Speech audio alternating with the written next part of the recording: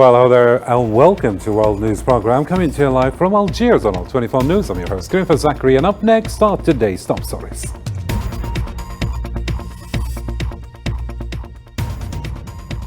Algeria cheers EU court ruling on Sahrawi issue. ANC declares victory for Sahrawi people as calls for decolonization intensify.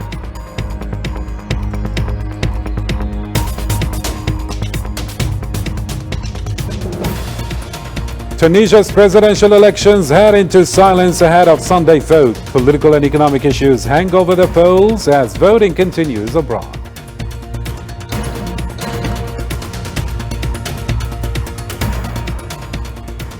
Also coming up, Gaza sees 23 Palestinian martyrs in 24 hours amid new occupation massacres. Hospitals on brink of shutdown as bombing intensifies in multiple areas.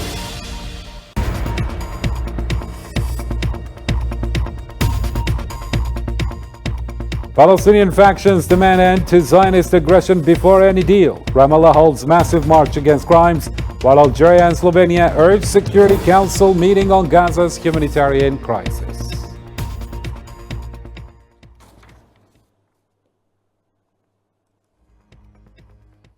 Well, hello again and welcome back to the details. First off, in our topical news, Algeria welcomed the EU Court of Justice ruling declaring trade agreements with Morocco illegal for violating the rights of the Sahrawi people. The Foreign Ministry affirmed that this decision supports the Sahrawi right to self-determination and aligns with UN principles protecting resources in non-independent territories. Algeria also expressed regret over some European countries ignoring these principles and criticized their refusal to comply with the court's rulings, urging the EU and its members to respect the court's final decisions. These judicial decisions reaffirm the United Nations doctrine that upholds the sovereignty of the peoples of non-self-governing territories over their natural resources. They emphasize the necessity of securing and protecting these resources from any theft or aggression, as is the case in Western Sahara. And in another reaction, South Africa's African National Congress this time welcomed the European Court of Justice's ruling annulling trade agreements between the EU and Morocco, involving Western Sahara, that is. The ANC hailed the decision as a victory for the Sahrawi people's right for self-determination and independence, reaffirming its support for their cause and calling for an end to Morocco's historical injustice in Western Sahara. Algeria expresses regret over the actions of some European countries, which are indifferent to the United Nations doctrine regarding the protection of resources of non-self-governing territories, in declaring their non-compliance with the decisions of the European Court of Justice. This behavior reflects these countries' disregard for the relevant rules of international and European law. The Sahrawi Associations of Victims of Gross Human Rights Violations called for respect for the European Court of Justice's ruling on Morocco, urging the EU to ensure compliance among its member states. The association also held the United Nations accountable for upholding international legitimacy in Western Sahara and stopping crimes against the Sahrawi people, while supporting their right to freedom and independence. This ruling reaffirms the African National Congress' unwavering commitment to the independence of Western Sahara and its rights to self-determination. It represents a significant and monumental victory for the Sahrawi people's struggle for liberation and independence. The African National Congress believes that this ruling underscores the Sahrawi people's right to self-determination and sovereignty over their land and natural resources. The court correctly concluded that Western Sahara is an independent territory from Morocco and that Morocco has no sovereignty over the region. The African National Congress stands in solidarity with the Sahrawi people in their pursuit of self-determination. It reaffirms its commitment to enhancing and intensifying South Africa's support for the Sahrawi people in their quest of self-determination. At the UN Fourth Committee on Special Political and Decolonization Issues, several delegations underscored the need to complete the decolonization of Western Sahara, Africa's last colony. Here's Sofian Kinturi with the full story now. The Sahrawi cause is steadily gaining international momentum and increasing global support as diplomatic efforts continue to empower the Sahrawi people in their request for freedom and independence. At the United Nations, during the general debate of Fourth Committee focused on special political issues and decolonization, international representatives voiced the urgent need to end Moroccan colonization of Western Sahara, recognized as Africa's last colony. Western Sahara remains a territory that has not yet fully achieved independence and self-determination. As such, it continues to be the last colony in Africa. It is essential to work towards the full implementation of all resolutions issued by the General Assembly and the Security Council regarding Western Sahara, in addition to the decisions of the African Union. The call for recognition and defense of the Sahrawi people's right to self-determination was a central theme among the delegations, which emphasized that the right to self-determination is enshrined in the United Nations Charter. Self-determination is not a concession. We're currently living in a decade dedicated to the eradication of colonialism. We must continue to work to ensure that peoples enjoy their right to self-determination. We emphasize the urgent need to reach a political solution to the Sahrawi issue. Numerous countries underscore that the current situation in Western Sahara necessitates an urgent expansion of the MINURSO mission to include monitoring human rights conditions and addressing the humanitarian needs of the Sahrawi people. The current situation on the ground necessitates an increased presence of the United Nations peacekeeping forces by incorporating a human rights element into the mandate of the United Nations mission in the referendum in Western Sahara and addressing the humanitarian needs of the Sahrawi population, particularly those residing in refugee camps. These positions highlight the growing international and global support for the Sahrawi cause, with growing calls of the Moroccan occupation to organize an urgent referendum in Western Sahara.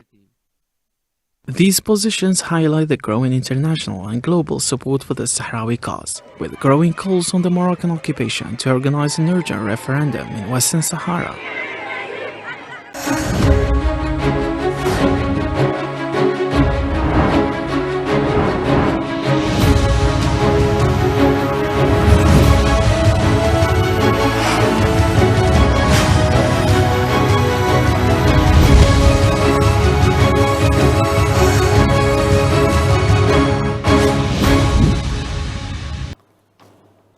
To the file of Tunisian elections now. Tunisia has effectively entered the electoral silence phase on Saturday ahead of Sunday's presidential elections, where three candidates, including current President Kais Saied, are competing.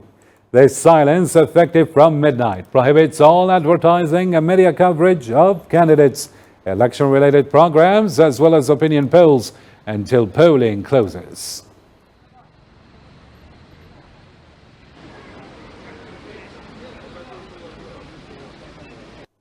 And in Tataouine, southern Tunisia, the Independent High Authority for Elections announced that all preparations for Sunday's presidential elections are complete. Coordinator Tahar Awini stated that the authority has mobilized all logistical and human resources to ensure a successful election. The state has over 130,000 registered voters who will cast their ballots at 188 polling stations. We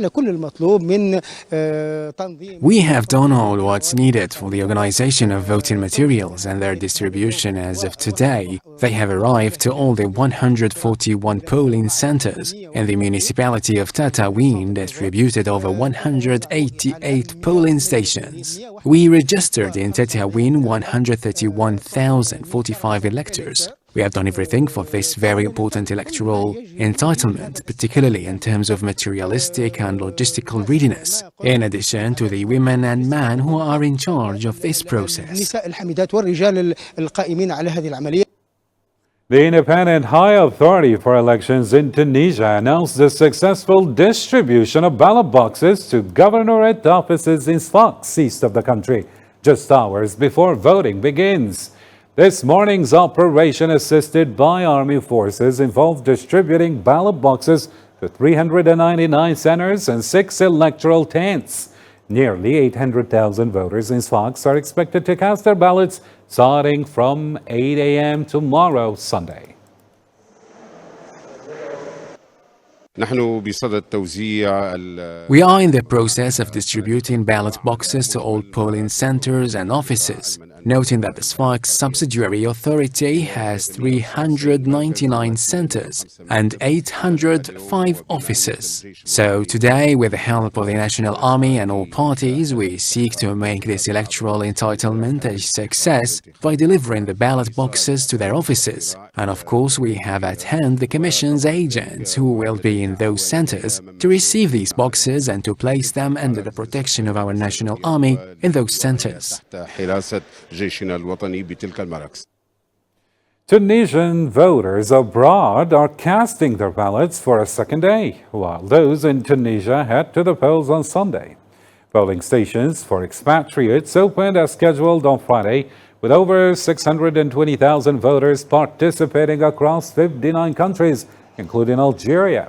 The Tunisian communities in Sétif, Constantine, and Oran are continuing to vote, with the High Elections Authority noting a gradual increase in turnout among the Tunisian community in Algeria. First of all, this is a national duty. It's a right for every Tunisian to vote and to give his opinion and to elect the most suitable candidate. We call on all Tunisians living abroad to do their national duty, and we hope for the best.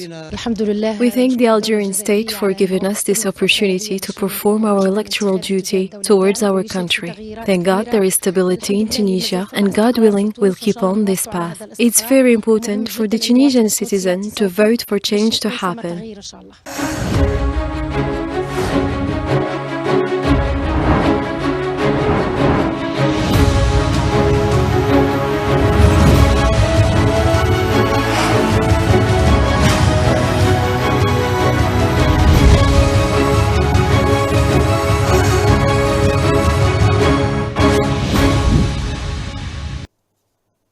And in national development, Algerian President Abdelmajid Tebboune held a media meeting with representatives of the press, broadcast on Saturday evening at 9 p.m.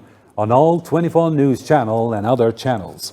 During the meeting, he praised Algeria's enhanced international reputation, expressed gratitude for election congratulations, and called for sincere cooperation with supportive nations, hoping for a fresh start in international relations. حقيقة هو الدلالة إلى ما وصلت إليه الجزائر من سمعة دولية ومن محبة خالصة بين الجزائر وكل الأمم بدون استثناء، ما عدا من يريد معاداة الجزائر فله ذلك. لأن شكر لهم مرة أخرى الالتفاتات الطيبة هذه تاع التبريكات هذه تاع الانتخابات، ونتمنى إن شاء الله باش نتواصلوا معاهم في إطار تعاون مخلص مفيد لكل البلدان اللي شكرت الجزائر ولا باركت الجزائر. نتمنى إن شاء الله تكون انطلاقة جديدة. And during the same media meeting, President Abdelmajid Tebboune reaffirmed his commitment to the ideals for which many sacrificed their lives, emphasizing his vision of a democratic Algeria that prioritizes citizens' needs, holds the powerful accountable, and seeks respect on the global stage. الحلم اللي كانوا يحلموا به من ضحاوا من أجل هذه البلاد هذه، استشهدوا من أجل هذه البلاد هذه. علاش استشهدوا؟ استشهدوا باش نبيع حل البلاد الفلانية ولا نولي خبرجي نتاع البلاد الفلانية؟ لا، استشهدوا كانت عندهم رغبة، حلم يعيشوا في دولة ديمقراطية، دولة تتكفل بالمعوز، تحمي الضعيف وتحكم على اللي ظن نفسه أقوى من المجتمع. هذه هي الدولة اللي نبنوها، هذه هي الديمقراطية، هذه هي. إذن كل شيء يصب، كلها هذا الشيء روافد لطريق جديد لبلادنا تاع ديمقراطية ونتاع تنمية ونتاع احترام دول أخرى. واليوم الجزائر ما بقاتش يعني يشار لها بالأصابع مثل ما كانت. President Abdelmajid Tebboune also pointed out a political alliance between the Zionist entity and Morocco, expressing security concerns over individuals entering Algeria with Moroccan passports. He questioned their intentions, particularly at ports like Oran and Mars el Kbir, where visa-free entry could pose a threat. نعم، مراجعة الاتفاق ضروري وتفاهمنا ويعني بسلاسة وبكل صداقة وما لناش في نزاع مع أوروبا. احنا صراحة في علاقات حتى مع فرنسا أنا في علاقات عادية. اليوم الأمور تغيرت كثير. الجزائر عندها إنتاجها، عندنا إنتاج تاع التحويلي، عندنا إنتاج كهرومنزلي، عندنا نطلبوا المراجعة، لأن أساس اتفاق مع أوروبا هي لو ليبر إيشانج بيننا وبينهم. And that was actually President Tebboune talking about a revision of accord with Europeans or the EU, emphasizing the amicable relations. Now let's listen to the one regarding Morocco.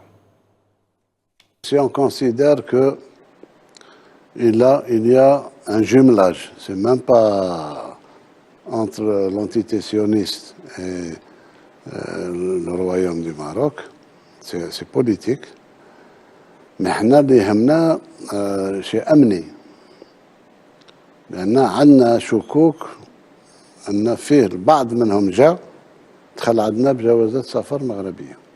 جواسيس؟ ممكن ماهوش بالضرورة. احنا واش يجي يدير عندك؟ هو من الأجهزة تاع المخابرات ولا الأجهزة العسكرية ولا واش يجي يدير عندك باش يشوفوا هراني، يمشي يشوف الميناء تاع هراني، يشوف هذه ويشوف مرسل كبير ويشوف هذه ويشوف، وبجواز سفر تاع دولة عربية اللي تحتها اللي عندها الحق تاع المرور بدون تأشيرة بدون خطر حقيقي على بلادنا. The International Organization for Migration, IOM, praised Algeria's efforts in migrant care during talks between Algerian Interior Minister Ibrahim Rad and IOM Director General Amy Pope at the G7 Interior Ministers meeting in Italy. The Algerian Interior Ministry stated that both parties reviewed their strong cooperation and progress, with Pope commending Algeria for providing resources to support IOM's work and facilitate the voluntary return of migrants.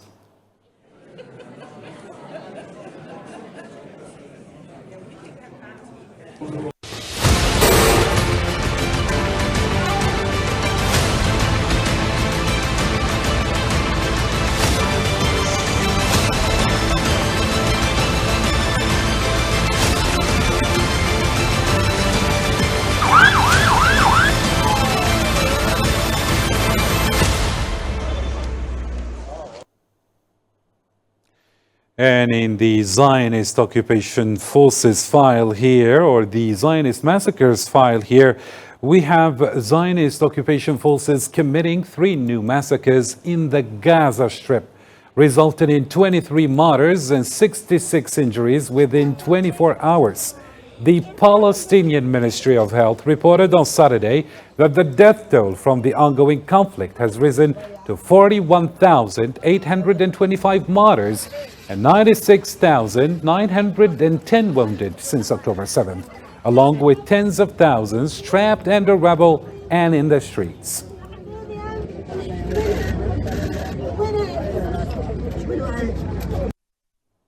8 Palestinians were martyred and several others were injured in an air raid by Zionist occupation aircraft in the Nusayrat camp and the city of Deir el-Balah in the central Gaza Strip late Friday into Saturday. Palestinian news agency reported that the occupation's artillery targeted a group of Palestinians in the town of Beit Hanun, resulting in 5 martyrs and several injuries. Additionally, the civil defense in the Gaza Strip reported recovering the bodies of 2 children and a 3rd martyr, along with 7 wounded, after a Zionist raid on a residential apartment in the Zaytun neighborhood southeast of Gaza City.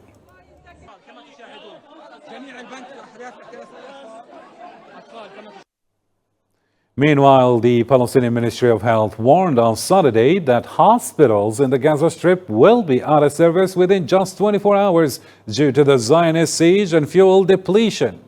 Hossam Abu Safiye, director of Kamal Adwan Hospital in northern Gaza, confirmed that the patients in the intensive care unit, particularly those reliant on electrically operated ventilators, are facing a severe crisis. The situation in northern Gaza is catastrophic, as hospitals, like the rest of the region, will be out of service within 24 hours due to fuel shortages. The occupation has not allowed any fuel to enter northern Gaza through international organizations for a week, which places us in front of a true disaster facing patients and the injured in intensive care who rely on electrical ventilators. And in reactions, UN Special Reporter Francesca Albanese stated that the Zionist occupation aims to eliminate Palestinians through ongoing violence. In a Saturday interview with Palestine TV, she urged the United Nations to stop the genocide and warned of the dangers posed by the deteriorating situation. For years, and instead of these houses looking like... The Palestinian Ministry of Health announced that the death toll in the occupied West Bank has reached 742 martyrs, including 163 children since October 7th. Additionally, over 6,250 people have been injured due to the occupation's gunfire. This follows the execution of a former prisoner from Tubas by the occupation earlier today.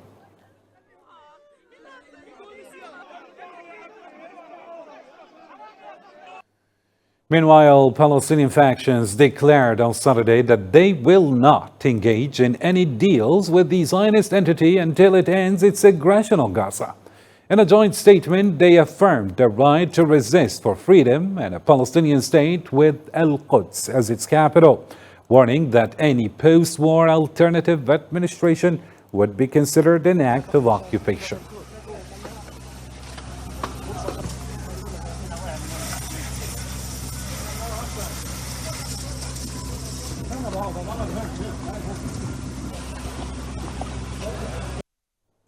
Hundreds of Palestinians participating in a large march in Ramallah on Saturday, condemning the ongoing crimes of the occupation in Palestine and Lebanon.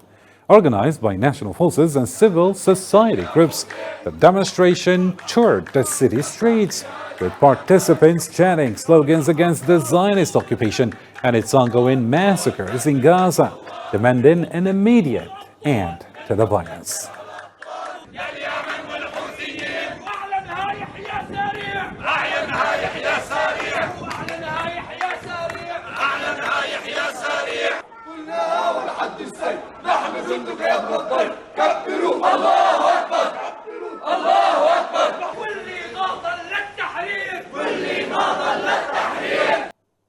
And finally, at the diplomatic level in this file, Algeria and Slovenia called yesterday, Friday, for a Security Council session on the humanitarian situation in Gaza. This call comes in light of the dangerous situation in the Strip, including the latest developments on the ground.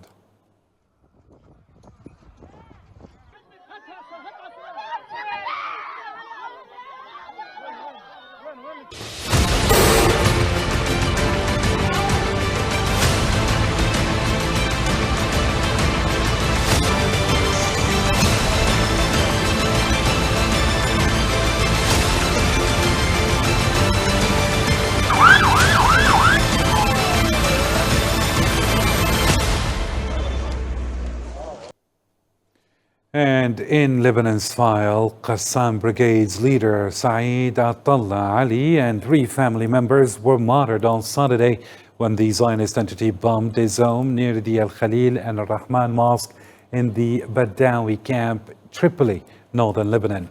Hamas condemned the attack and warned that the entity's leaders would be held accountable for their actions against Palestinians. The Lebanese civil defense reported 4 fatalities from the drone strike on the apartment.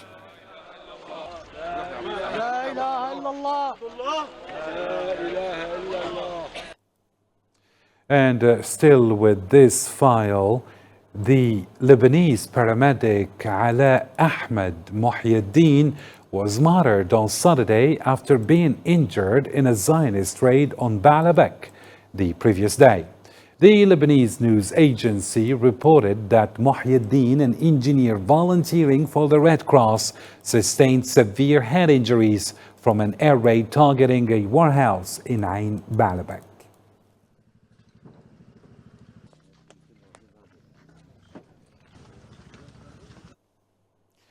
Ghandour Hospital in Bint Jbeil was bombarded on Friday after receiving a warning from the Zionist occupation forces. A statement from the hospital confirmed that the attack injured 9 medical and nursing staff members, with most injuries being serious. Following the bombardment, most staff members were evacuated, leaving only a few workers to protect the hospital's property.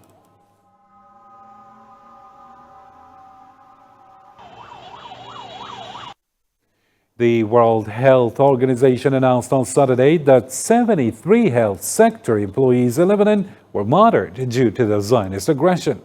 The organization reported that 34 raids on healthcare facilities resulted in these fatalities and 67 injuries. The World Health Organization warned of an impending health crisis in Lebanon from the ongoing aggression and targeting of medical staff.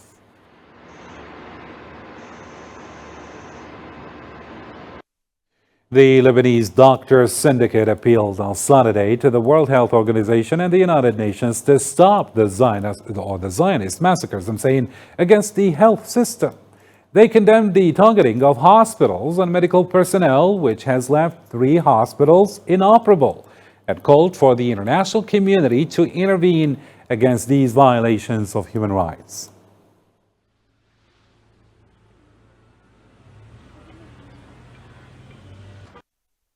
This persistent crime against the medical system and emergency response teams has reached a level of audacity that violates the United Nations charters and human rights, particularly regarding the right to medical care and treatment for every individual. It also contradicts the provisions of the Geneva Conventions, which necessitates effective intervention to halt these criminal practices against the right of the wounded, doctors, and the healthcare sector. We insist alongside the sector on continuing our humanitarian mission, no matter the cost.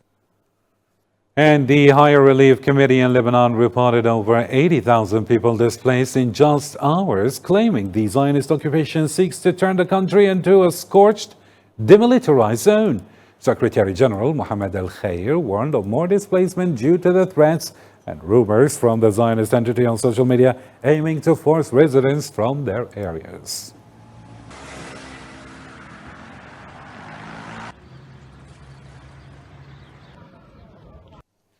Meanwhile, military tensions escalate in Lebanon as the Zionist entity intensifies attacks, including a recent airstrike on a medical facility, worsening the humanitarian crisis and leaving many in urgent need of care. Here's Salman Assid, who tells us more. After almost 1 year of the Zionist genocide in Gaza, the Zionist entity intends to maintain its assault, targeting not just the Palestinian territory, but also the broader Middle East.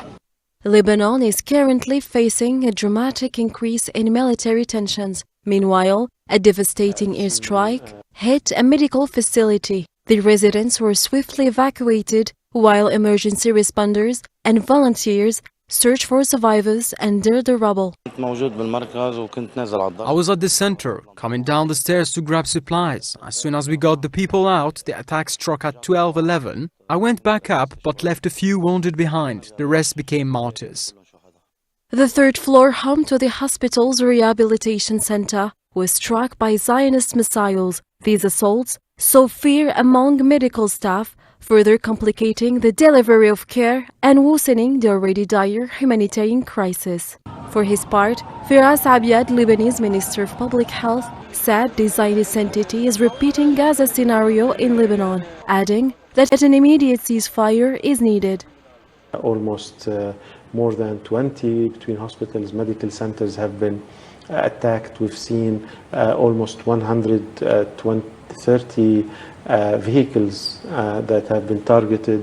So unfortunately, the same playbook that we saw in Gaza, where hospital health facilities and health personnel were targeted, here as well, Israel are repeating their same playbook in Lebanon as well. As we see this conflict starting to expand, is to have an immediate ceasefire. Following several bombings in recent days hitting the southern suburbs of Beirut, many individuals are in urgent need for medical care. This situation is exacerbated by the high number of casualties, overwhelming local healthcare facilities that can't provide even basic care. The violence has created a profound sense of fear and despair among the community, highlighting the urgent need for humanitarian aid to address this horrendous crisis. Moving on to other world development now, Iranian Foreign Minister Abbas Araghchi stated on Saturday from Damascus that the Zionist entity only understands the language of force, weapons, and war. During a conference after talks with Syrian officials, Araghchi emphasized that discussing a ceasefire is a priority of his visit to Lebanon and Syria amid the ongoing war against Lebanese and Palestinians.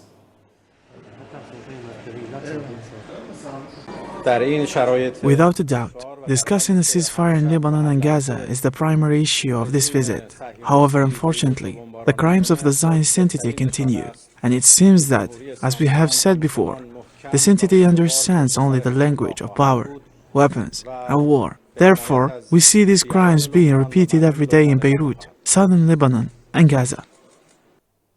Still with the Middle East development, on Saturday night, U.S. and British forces conducted airstrikes on Hodeidah in western Yemen, bringing the total to 18 raids since Friday. The Houthi group reported that the coalition launched 3 additional strikes on Hodeidah after 15 earlier raids targeting the capital Sana'a, Damar, and Baida governorate.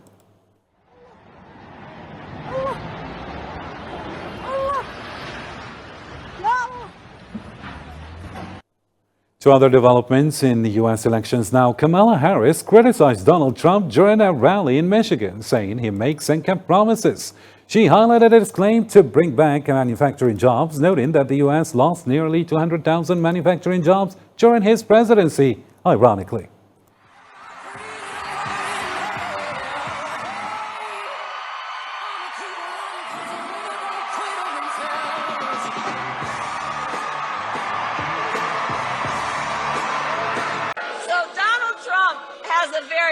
Approach. So Donald Trump makes big promises and he always fails to deliver. And finally on news, to a lighter note, the 12th session of the Iran International Arab Film Festival opened on Friday in Algeria, featuring over 60 films after a 6-year hiatus.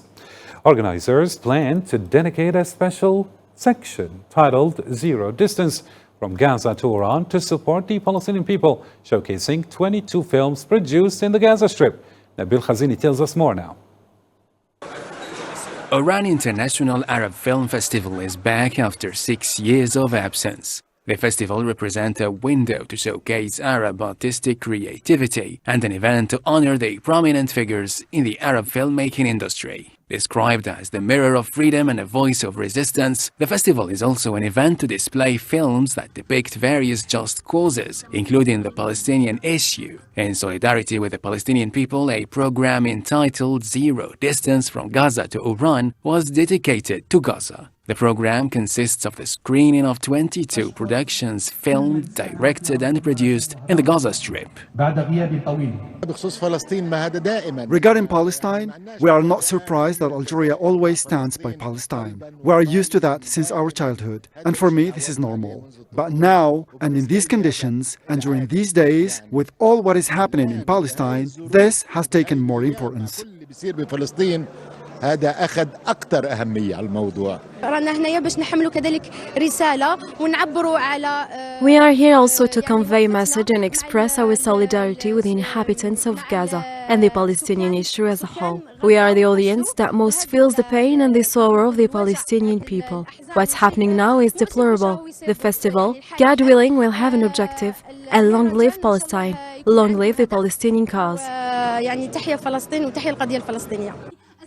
This year's edition of the festival is particular as the organizers were keen to highlight the diversity and cultural and artistic richness that characterizes the Arab cinema landscape and to screen cinematographic productions for the first time in Arab countries, Africa and the world. And with this, ladies and gentlemen, the end of our news program for tonight. You can always check our social media platforms for more updates. Take care and have a good one.